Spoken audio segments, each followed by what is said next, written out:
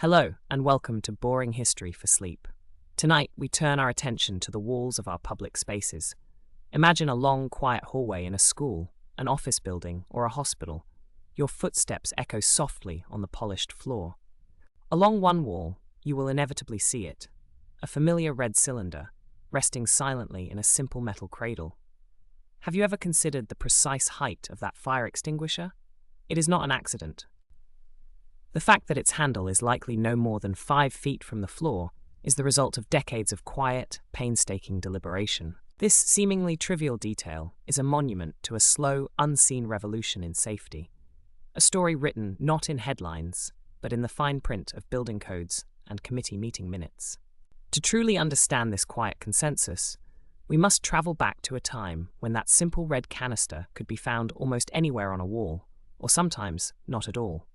Our story begins in the year 1950, a period of immense change and construction in the United States. The nation, emerging from the shadow of global conflict, was in the midst of an unprecedented building boom. New suburbs, sprawling factories, gleaming office towers, and modern schools were rising from the ground at a dizzying pace. With this new construction came new materials and new dangers.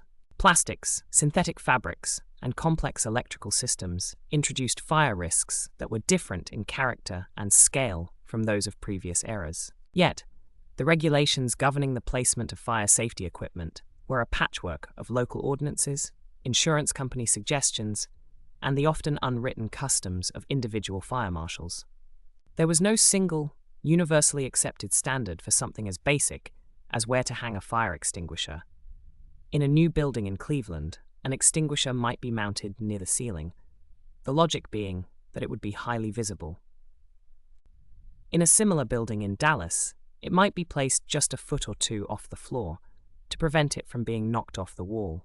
In many other places, the decision was left entirely to the discretion of the building owner or a maintenance supervisor, based on convenience or aesthetics. The fire extinguishers themselves were often heavy, cumbersome devices. The popular soda acid extinguisher, a large copper or stainless steel cylinder that needed to be inverted to activate, could weigh over 30 pounds when full. Carbon tetrachloride pump extinguishers, though smaller, were also common. Despite the toxic fumes they produced, the sheer physical effort required to lift and operate these units was a significant factor, yet this was rarely codified in placement guidelines. The primary concern was simply having them available.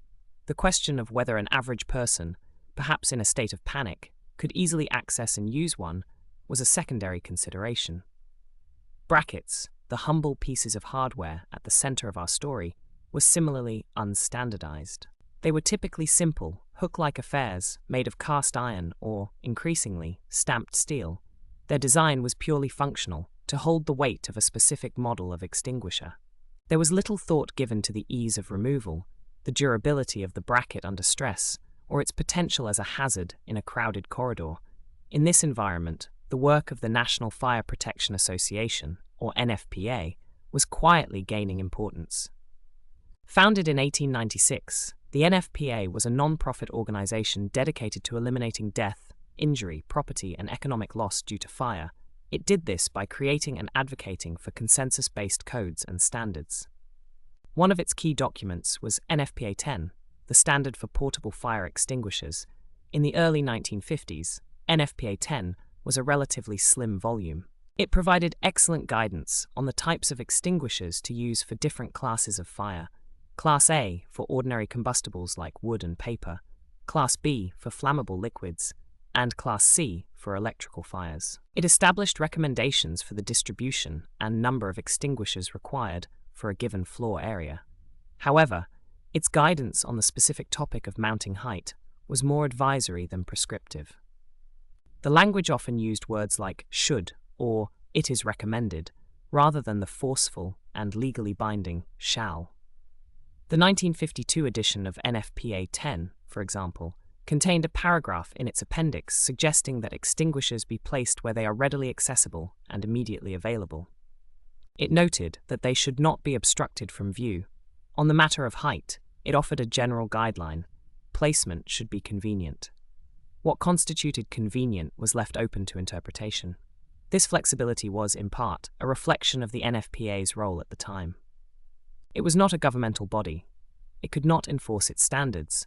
Its power lay in its expertise and its ability to build consensus among a diverse group of stakeholders: fire chiefs, engineers, architects, insurance underwriters, and equipment manufacturers. For a standard to be widely adopted, it had to be flexible enough to accommodate the varying conditions and opinions found across the country. The insurance industry was a powerful force driving the gradual move towards standardization. Insurers had a direct financial stake in preventing and mitigating fire loss. Organizations like Underwriters Laboratories, or UL, played a crucial role. UL tested and certified all sorts of products for safety, including fire extinguishers and their mounting brackets. An extinguisher with a UL label was one that had been proven to work as advertised. A UL-listed bracket was one that had been tested to hold a specific weight without failing. Insurance companies heavily favored and often required the use of UL-listed equipment in the properties they insured. They offered lower premiums to building owners who complied with NFPA standards, creating a powerful financial incentive for voluntary adoption.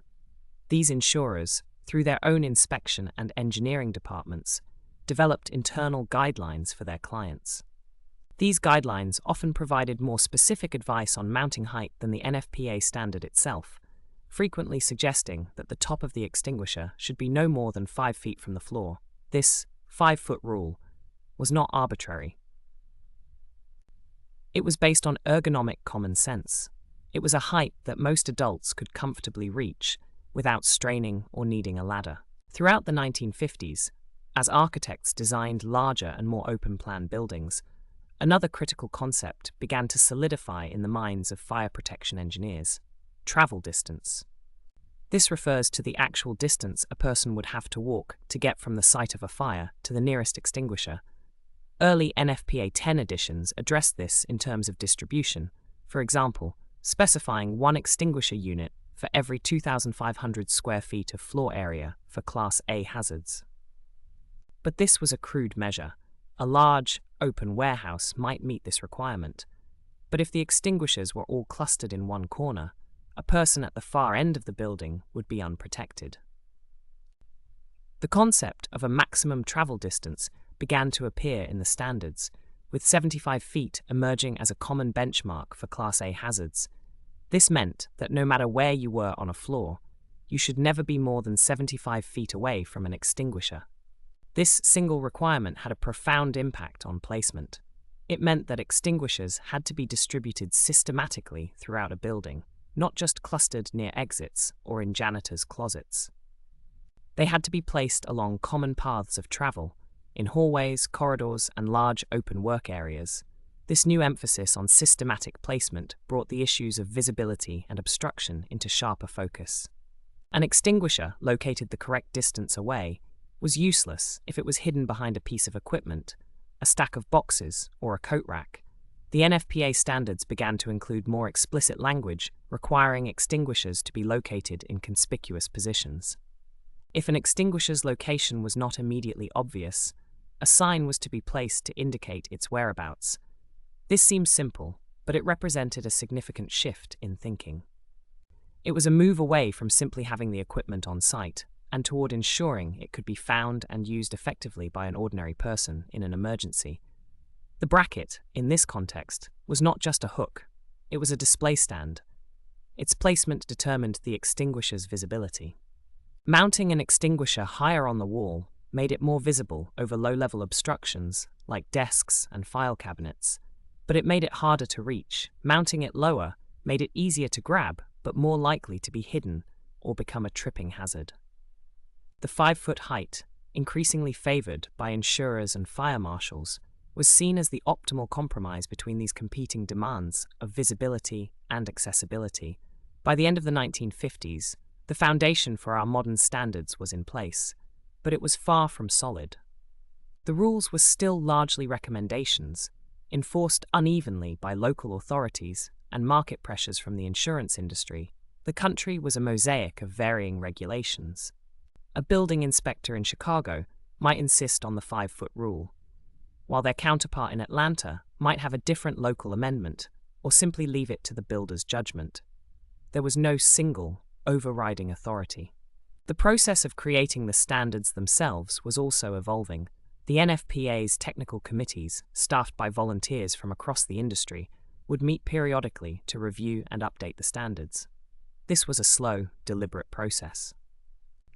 A proposed change would be drafted, debated, sent out for public comment, revised, and eventually voted on by the committee and the NFPA membership at large.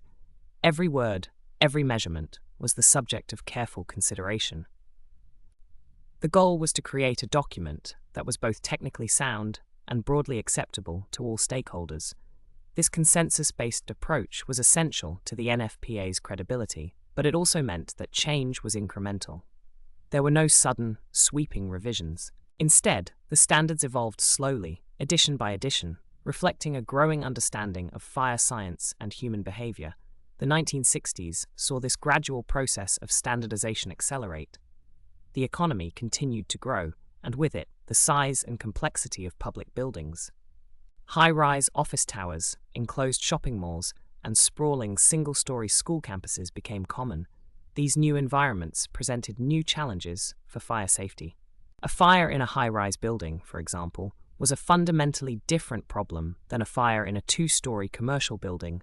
Evacuation was more difficult, and the fire department's access was limited.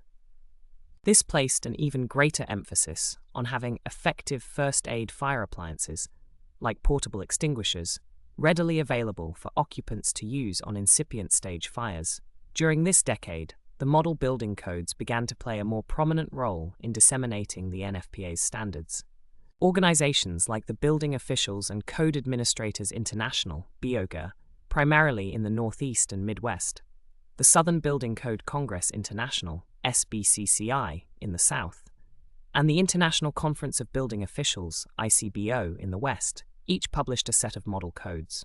These were comprehensive documents that local and state governments could adopt, in whole or in part, as their own legally enforceable building laws. This was far more efficient than each city and town writing its own code from scratch. These model code organizations increasingly began to incorporate NFPA standards by reference.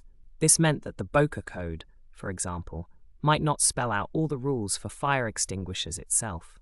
Instead, it would contain a line stating that the installation of portable fire extinguishers shall be in accordance with NFPA 10.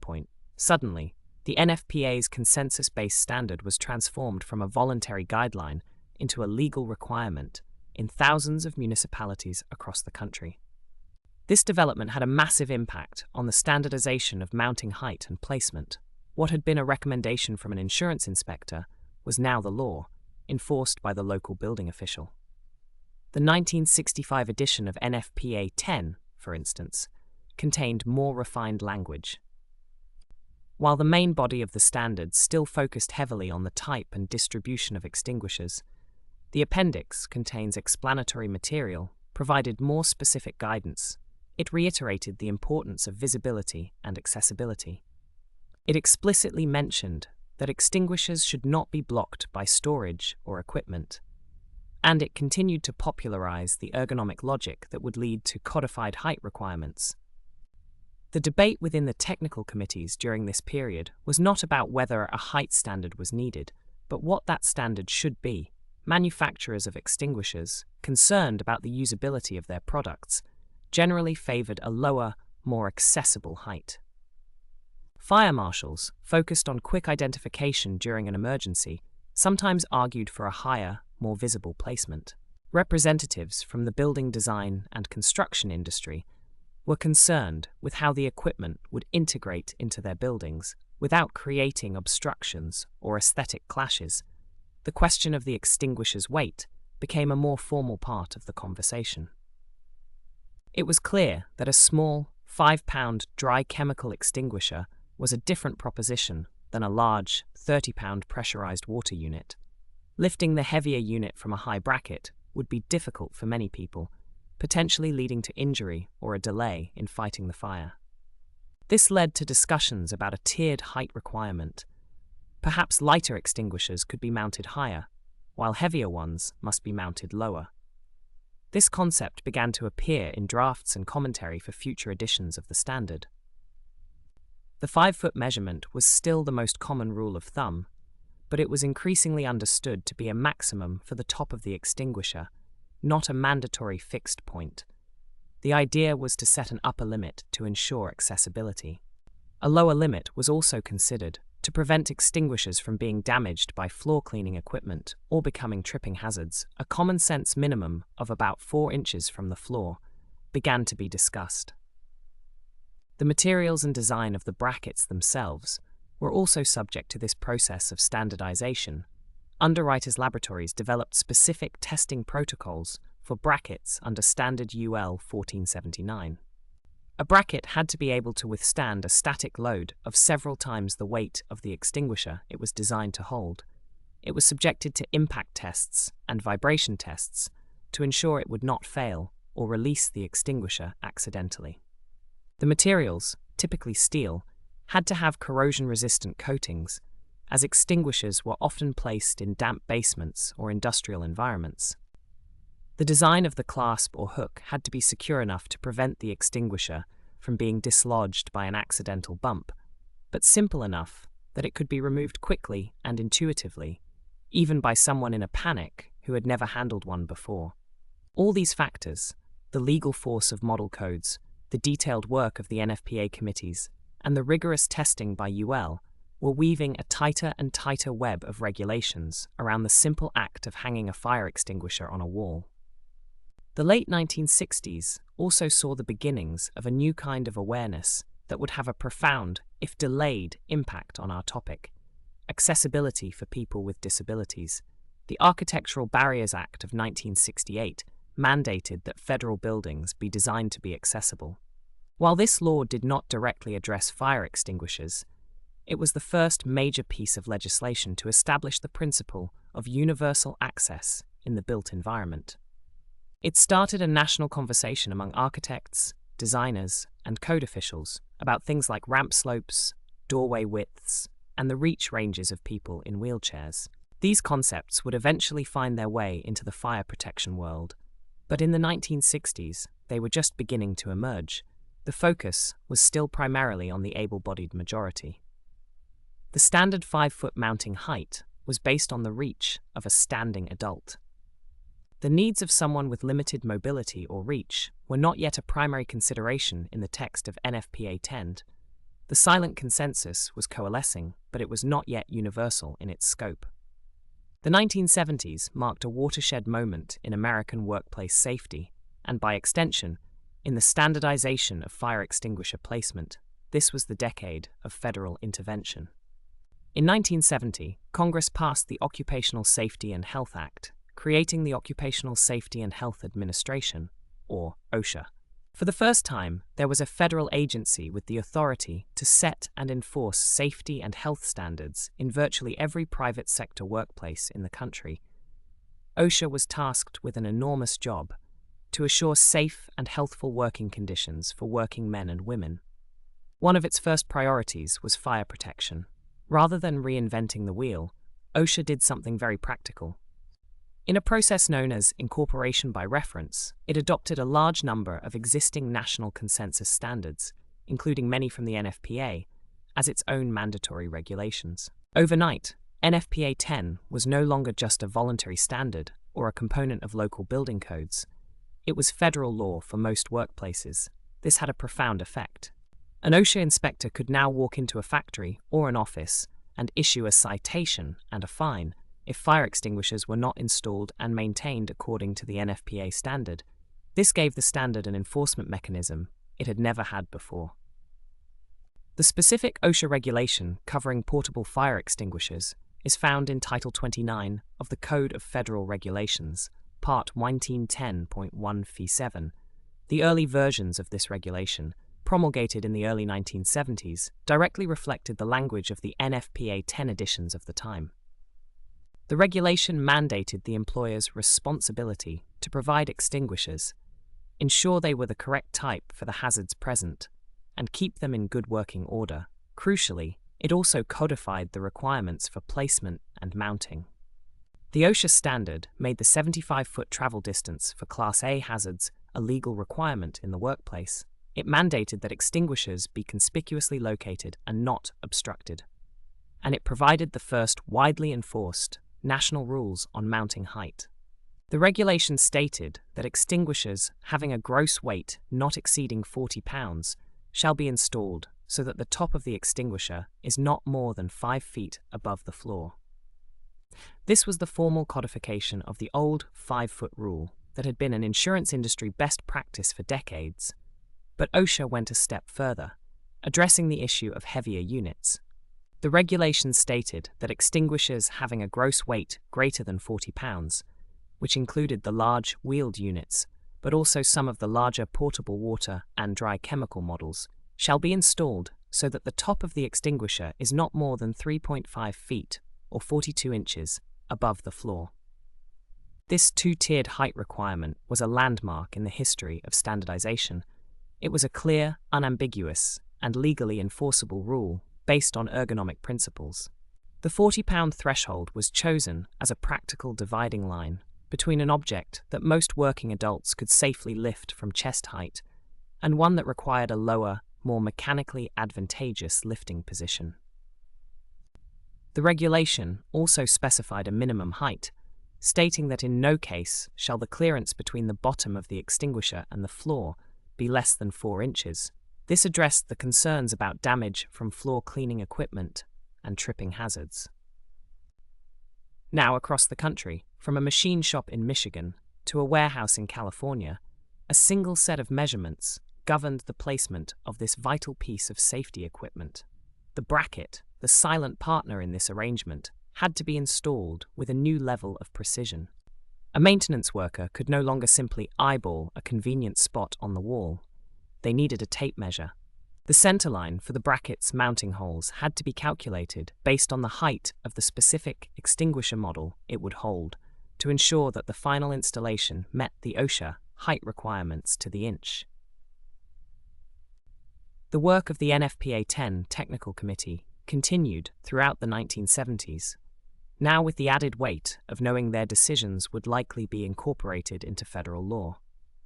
The 1975 edition of NFPA 10, for example, saw its own language on mounting height become more forceful, mirroring the OSHA regulations. The word shall replaced should in many key passages, indicating a mandatory requirement rather than a recommendation. The standard now explicitly stated the two-tiered height requirements: not more than 5 feet for extinguishers up to 40 pounds, and not more than 3.5 feet for those over 40 pounds, with a minimum clearance of 4 inches from the floor. The consensus was no longer just an agreement among experts, it was a rule. This had a ripple effect. The model building codes, which were also updated on regular cycles, began to adopt the same specific language, ensuring that the rules for a new building under construction were consistent with the OSHA rules for that same building once it was occupied. The impact of this standardization was subtle but profound. It improved safety by ensuring that extinguishers were placed in a predictable and accessible manner. A person moving from one workplace to another would find the safety equipment in a familiar position. In the chaos and panic of a fire, this predictability could save precious seconds. It also made the jobs of architects, builders, and facility managers easier. They now had a clear, consistent set of rules to follow, reducing confusion and the risk of non-compliance. The manufacturers of extinguishers and brackets also benefited. They could design and market their products for a national market, confident that they would fit within the established installation parameters. The simple, stamped steel bracket became a highly engineered commodity, designed to interface perfectly with a specific extinguisher model and to be mounted on a wall at a very specific height. The once varied landscape of fire extinguisher placement was becoming remarkably uniform, a testament to the power of codes, standards, and regulations to shape our physical environment in ways we rarely notice. The 1980s can be seen as a decade of refinement and harmonization. The major battles for standardization had been won. The core principles, maximum travel distance, visibility, and the two-tiered mounting height, were firmly established in federal regulations and national standards. The focus now shifted to clarifying ambiguities, addressing special cases, and aligning the various codes to be even more consistent with one another. The NFPA 10 committee continued its meticulous work, issuing new editions of the standard every few years. The changes made during this period were often subtle, matters of wording and clarification rather than fundamental shifts in philosophy. For example, more detailed guidance was provided on the use of signs. If a building's layout or decorations meant that an extinguisher could not be placed in a truly conspicuous location, the standard provided more specific rules for the type and placement of signs to indicate its location. The visibility of the extinguisher was paramount. The materials of the brackets themselves also saw continued, subtle evolution. While basic stamped steel remained the norm for most standard applications, more robust or specialized brackets became common. For industrial environments subject to heavy vibration, brackets with stronger, more positive locking straps were developed to prevent the extinguisher from shaking loose. For marine environments or food processing plants, brackets made of stainless steel or with corrosion-resistant coatings became standard to prevent rust. In public areas like schools and hospitals, where there was a risk of vandalism or theft, brackets were sometimes enclosed in locked cabinets. This created a new set of challenges. The cabinet had to be clearly marked, and it had to be easy to open in an emergency. This led to the development of cabinets with a small hammer on a chain to break a glass panel, or simple break front panels that required no tools. Each of these innovations had to be considered by the code-making bodies. A fire extinguisher in a cabinet was, by definition, obstructed. Therefore, the rules for the cabinet's visibility and accessibility had to be just as stringent as the rules for the extinguisher itself. During this period, the model code organizations, BOCA, ICBO, and SBCCI, also worked to harmonize their own codes. While they all referenced NFPA 10, they sometimes had minor variations in their own text that could cause confusion. Through organizations like the Council of American Building Officials, CPABO, the model code groups began to align their language more closely, a process that would eventually lead to the creation of a single, unified international building code in the 2000s. This work of harmonization was tedious and unglamorous, conducted in conference rooms and through endless correspondences, but it was essential to creating a truly national system of building safety. An architect designing a chain of retail stores to be built across the country could now rely on a much more consistent set of requirements for fire extinguisher placement, regardless of whether a store was in a BOCA or an SBCCI adopting jurisdiction. However, a new and powerful force for change was gathering momentum, one that would fundamentally challenge the established mounting height standard. This was the disability rights movement. The Architectural Barriers Act of 1968 had been a start, but its scope was limited. Throughout the 1970s and 1980s, activists and advocates pushed for more comprehensive civil rights legislation for people with disabilities. A key component of this push was the development of detailed accessibility standards. One of the most important of these was the American National Standards Institute's Standard A117.1, providing accessibility and usability for physically handicapped people. This standard, developed by a consensus committee similar to the NFPA's, provided highly specific, data-driven guidelines for accessible design. It contained precise measurements for things like the force required to open a door, the turning radius for a wheelchair, and, most importantly for our story, the maximum reach ranges for people with various disabilities. The ANSI A117.1 standard introduced the concept of protruding objects. This was a critical safety consideration for people with visual impairments, particularly those who use a long cane to navigate. A person using a cane can easily detect obstacles at floor level. However, an object protruding from a wall at a higher level could go undetected by the cane, posing a serious head-level hazard. To prevent this, the standard established a rule. An object mounted on a wall between 27 inches and 80 inches from the floor could not protrude more than 4 inches into a walkway or circulation path.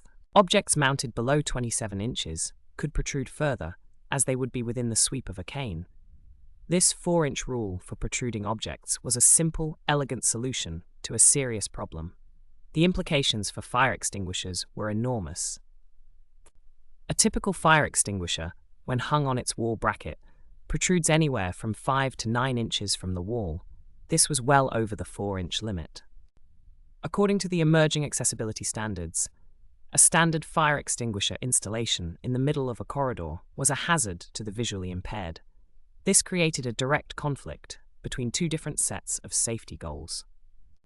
The fire code required extinguishers to be placed in accessible, conspicuous locations along paths of travel. The accessibility code, in order to protect the visually impaired, prohibited objects from protruding more than 4 inches into those same paths of travel. The standard 5-foot mounting height placed the extinguisher squarely within the 27 to 80-inch zone of concern. This conflict did not emerge overnight. The accessibility standards were adopted gradually throughout the 1980s, primarily in new federal buildings and in states and cities with progressive accessibility laws. But the conversation was happening. On the NFPA 10 committee, and within the model code organizations, engineers and fire marshals had to grapple with this new requirement. How could they reconcile the need for an accessible fire extinguisher with the need to prevent it from being a hazard to others? The solution came in the form of architectural integration. If the extinguisher itself could not be made thinner, then the wall had to be made thicker. This led to the widespread adoption of recessed and semi-recessed fire extinguisher cabinets. A fully recessed cabinet places the entire extinguisher and its bracket inside a cavity in the wall, so that the cabinet door is flush with the wall surface.